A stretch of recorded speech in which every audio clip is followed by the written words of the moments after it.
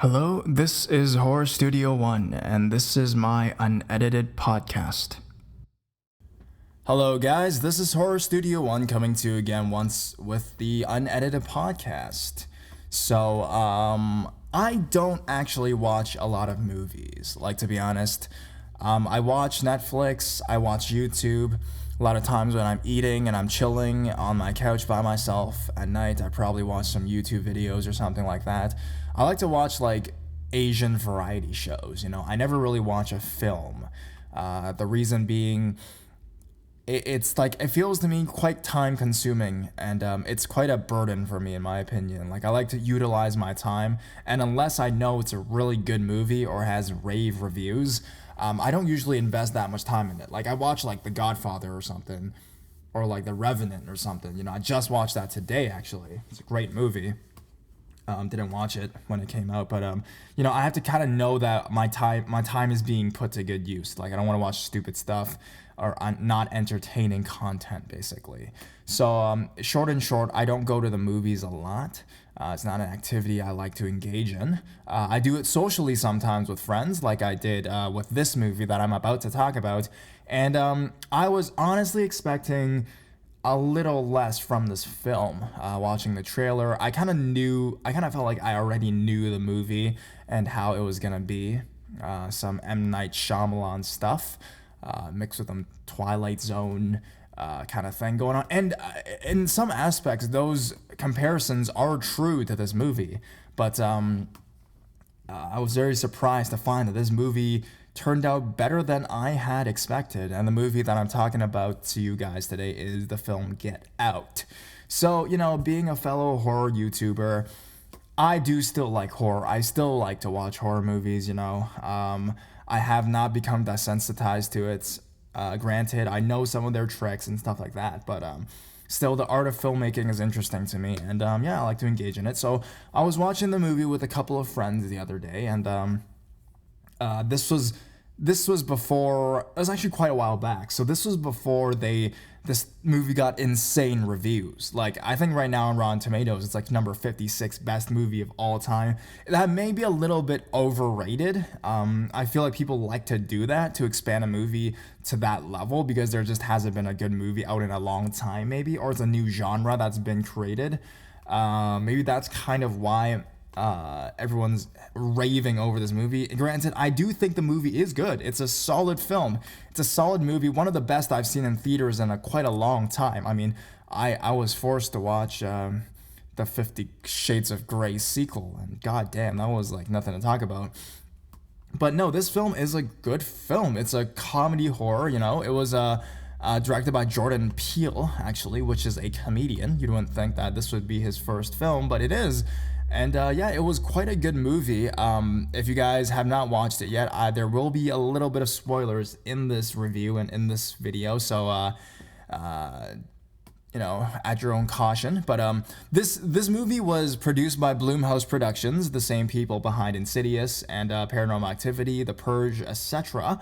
But it did not feel a lot like that, in my opinion. It felt kind of refreshing and new, and kind of where it went somewhere that I would not expect it would go. The story talks about a black photographer, Chris, and his white girlfriend, and in the trailer you kind of already see what's going on. He's like visiting the girl's parents for the first time, so they take that sort of paranoia and they expand it. He's going there, and then he's gonna visit the parents. Everyone in the town is acting kind of strange. It's like they've never seen a black person before, right? And not only that, but all the other black people in the town is also acting strange. When he tries to greet any of the other black people, they're acting like, old white people. They're the way they move, the way they talk, and stuff like that. So he's found that very weird. There's no link to the outside world besides his one friend, in which she's calling to like kind of update him on what's going on, and it's also provides a lot of comic relief as well. And his best friend is telling him, oh my God, white people are enslaving black people to be their sex slaves and stuff like that. And in some aspects, it's actually kind of true, but I'll get to that in a bit. So he meets the parents. The parents are played by these nice-looking people, and also a weird brother as well. So this guy, he's kind of like I don't know, he's kind of like douchey. He reminds me of like my really douchey friend that just like expands himself, has a grandiose personality and stuff, and he actually tries to like wrestle our main character at the dining table.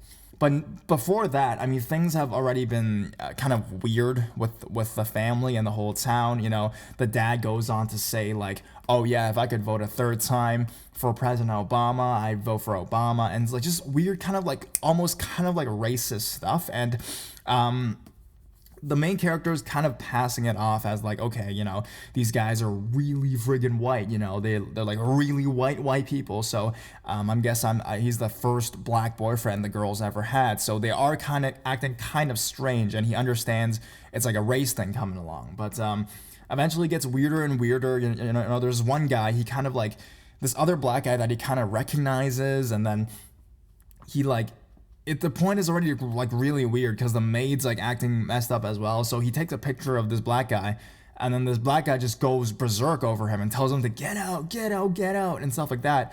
And his demeanor totally changed because all the other black people in this town are like really like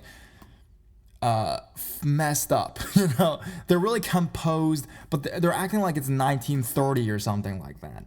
But that was the first time he's seen that guy like go crazy and act like a real person, was when he told him to get the fuck out of here, you know? And then eventually the twist is basically this family leads black people into their town and then does a brain transplant on them in order to allow rich old white people to have the physical capabilities of a young black person, basically. And the daughter's in on it. You wouldn't think the daughter would be in on it because she's like really sweet through the whole thing, but eventually we find out this is not the first black person she has been in a relationship with. All the other black people were lured in by the daughter, and the son's acting weird because, you know, he's the violent psychopath, and of course the parents are in on it, and it's like a family thing. The kids were raised to do this operation, in which, because the dad's a brain surgeon and the mom's a hypnotist, so the person becomes hypnotized by the mom, and then the surgery is performed by the dad to allow, you know, like an older white person to be able to take the body of the younger black person, and the black person, their brain, they become a passenger in their own body, kind of thing. And of course, the ending is extremely violent and unexpected, actually. The main character goes all out, you know, Rambo mode and just kills everybody. And I'll just, spoiler alert, I'll just tell you guys right now, he ends up escaping. You know, it's a happy ending, but all in all, it was a pretty crazy film, in my opinion. There was a lot of like, holy shit, I did in the movie theater, you know, did not expect that, and it was all in all a pretty good film.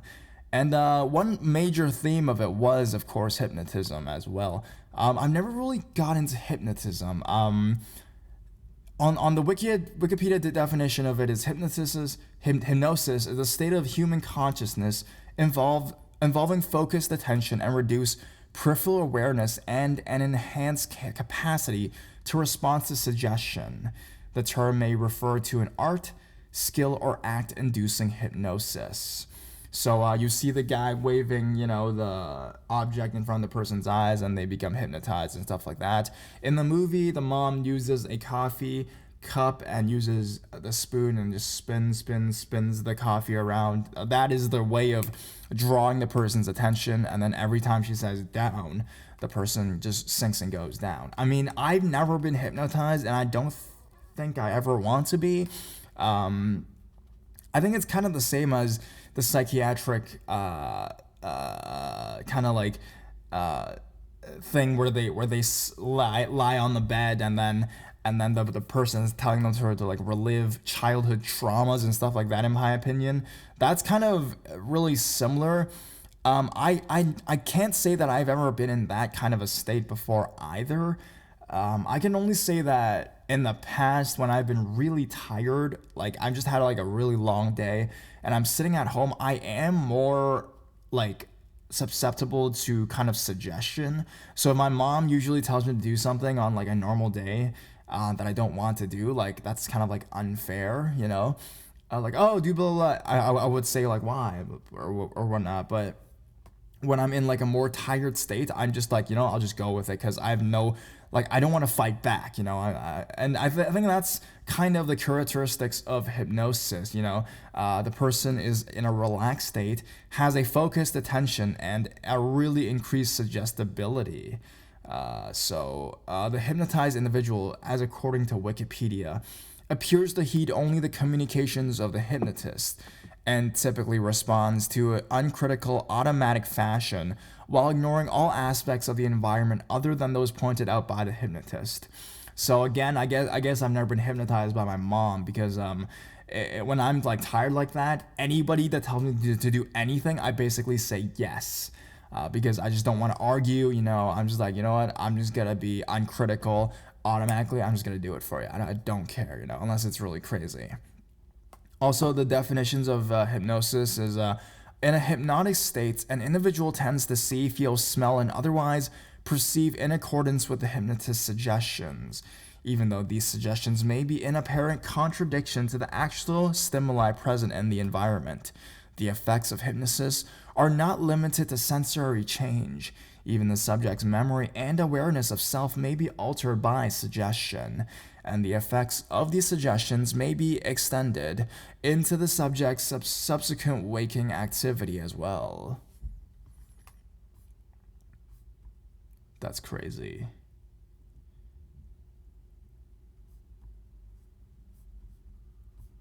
Susceptibility.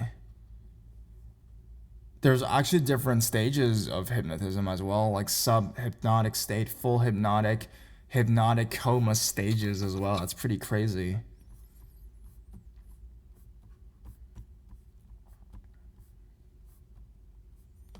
There's a self-hypnosis when they hypnotize themselves. That's kind of weird. So what happens with that? You tell yourself what to do? You tell yourself what to do, but you're also uncritical. So do you just act on impulse without any of the societal boundaries? Is that what it's trying to? That's pretty cool as well. But anyways, yeah, that's a major theme of the film as well. And when I was, this is just one thing. When I was actually watching the movie itself, I knew from the start that something was messed up with the parents, but I didn't actually think that the son or the daughter was involved. Okay, I knew the daughter was kind of involved because why would she not be, in a movie like this? But the son, because he was like more of an impulsive dude, I just thought he was like, he didn't know what was going on. And at the dinner table, I thought he was, and he probably is like probably the most sane person in that family. Because if you actually watch the film, you'll see that every single one of those other family members are like super cold, hard to read. Did not know that they were this crazy, But the son was the only one that kind of slipped. That was like a sociopath, if you will, likes to hurt things, is violent, is loud, is a brash guy. So I actually think that he thought that he was a good guy at first, or he didn't know, or he was like disapproving of what his parents do to these black people. But of course he's not. But he may be actually the most sane one out of all of them because, it's even in animals. The louder the dog barks, the less dangerous they are. It's the silent ones. It's the one that hides behind you and stabs you in the back. Those are the ones that are fucking killers. You know what I'm saying? So all in all, it's a good movie. I do think it's a bit overrated, but definitely this is like a film review channel now. But if you guys have not checked out this movie, please go and check it out. Especially if you guys are into horror. I thought in the beginning it was going to be like a ghost movie, but it's more like, I guess, sci-fi a little bit, because I'm not really sure how the guy Transplant brains like your consciousness, right, your soul into another person's body. That I don't really get how that's done. Maybe I'm dumb, but take a look at it yourselves. And if you guys can't catch it in the theaters because it's already out from where you are, check it out when it comes on DVD and stuff like that. I know it's gonna get some controversy in some places. It's a pretty iffy topic to talk about race, which is pretty brave. Most horror movies have like a young white girl as the main protagonist, but here we have like a young black guy, and he does a pretty good job as well. So go definitely check this movie out if you have not already, and if you have, put in the comments what you guys think about it. If it was up to your expectations, or if you thought it was gonna go this way. I honestly thought the ending was kind of a little bit too. Maybe that's what they were trying to go for, because in the end, basically, we had the main guy kill the entire family. So he kills the dad, he kills the mom, he kills the brother, and then he like kills the daughter as well. They all die. I thought that was pretty quick. I thought there was gonna be like scenes where he's like hiding under, like behind the couch, and then he has to fight each bad guy. But no, he just takes like a friggin' moose head and stabs the dad. You know, that's the within 5 seconds of the fight. You know, and the very last scene, I want to talk a bit about that as well. In the very last scene, I remember watching it in the theater, and then after the last scene, everybody was just like applauding, and I looked around, there were a lot of black people applauding, but basically in the beginning of the movie, the opening of the movie, the main guy, he gets pulled over by a cop with his girlfriend, and the cop's like asking the main character for his like ID and license, and then the girlfriend's like defending him and be like, no, he's not, you know, he wasn't driving, I was driving, why do you have to see his license, why do you have to see his license? So it's kind of thing like the cop was kind of racist against the black person, and then the main character was kind of just like, oh no, you know, it's fine dear, it's fine, but the girl was like defending him, was like, no, I mean, there's no reason for you to see his ID or license when he wasn't even on the wheel, you know. And then the very last scene, we have the same two people, right? The girlfriend, who is now evil, and the black protagonist, and he's like on top of her, right? He's about to like take her out and stuff, and then you see this this cop car pulls up, and you're like, fuck, like, oh my god, they're cops, they're gonna think like this black guy killed their whole family, you know, like of course that's what they're gonna think, right? Like we're all like scared, right? And then it turns out that the person in the police car was like the guy's friend, and then everybody started applauding in the theater, because we all knew, we're like, okay, this looks really bad for our main character, this looks really bad. I mean, if any man was on top of a woman, you would go and usually protect the woman, right? That's how everyone is. I mean, not to be sexist, not to be racist, but like that's, you know, I mean, if you see an image like that, like, holy shit, like, your first instinct isn't gonna be like, oh my god, that, like, 90-pound girl, frail girl, is, like, a psychopath, and her family are all, like, neo-Nazis or whatever, and that, you know, 150-pound large young black male is the victim here in this situation, even though he's on top of her with a weapon. No, like, you're gonna think the opposite, but, granted, it ended up being the friend, and then everyone was applauding, and then it was a happy ending. So yeah, I really liked it, and all its themes that were in the movie, either with race, hypnosis,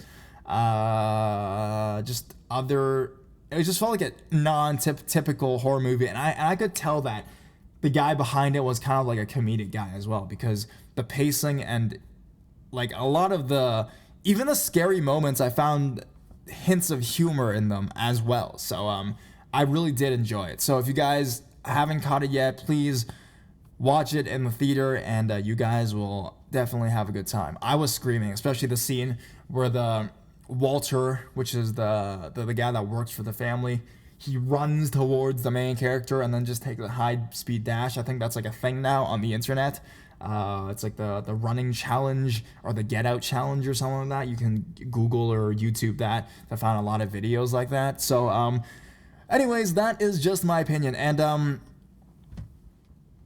since we're done with that, let's talk a bit about personal stuff. So if you guys remember, a while back I put up a video about I Need Ghost Stories, and holy shit, it's been overwhelming, the response. I want to thank you guys so much again for that. I don't think I really had like a good time to thank you guys for everything. Even the first day, I got like pages and pages of true ghost stories, and I want to thank you guys for taking the time to do that for me, and it really helps the channel, you know. I feel that one day, will there ever be a day where Horror Studio 1 runs out of stories to tell, you know? Maybe there will be one day, but I'm feeling as long as the internet is still alive, and as long as creepy stuff continues happening to people, and whether it be horror, scary, ghost, whatever, and you guys are continuing to like the art of writing and posting it online, I think that Horror Studio One can run on forever, and I hope that it does, So, if you guys haven't already, send me a ghost story. The Let's Not Meet stories, there's been a bunch of really great ones sent to me as well. So those I'm not lacking in. But if you guys do have your own true ghost stories that you guys have, proofread it, make it more detailed, send it to me, and I will definitely put it to a YouTube video for you guys. And I want to thank you guys for all the responses you guys have been giving me lately. Man, I've been doing this for a long time. It's been almost 2 years on YouTube. I've been a YouTuber for 2 years, and it's been my full-time job for almost that long as well. So I want to thank really the horror community in general. Things like Blumhouse Productions, where they produce movies like Get Out, like Insidious, like Paranormal Activity. Other big YouTubers like Mr. Creepypasta, Creepsick Pasta, Mr. Nightmare, Corpse Husband, Bebusta, all you guys actually helping people like me, the smaller ones. We're all together keeping this community alive. The people that, like you guys, who like horror and like watching these films and like watching to us tell stories. Ever since I was a kid, I remember I would gather my friends and I would be like, guys, let me tell you guys a ghost story. And, I didn't believe that, hey guys, let me tell you a ghost story. That thing that I liked to do when I was a kid would become my job.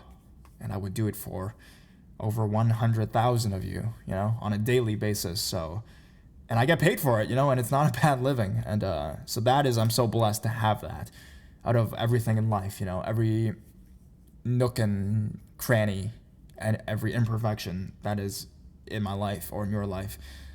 That to me, just that 10-20 minute of horror stories, get my brain out of my miserable life is great. When I narrate my stories, it feels like that, and it's like therapy for me as well, and I hope it's the same for you too. All right, guys, I'm gonna be out of here. Been talking too long. Bye-bye.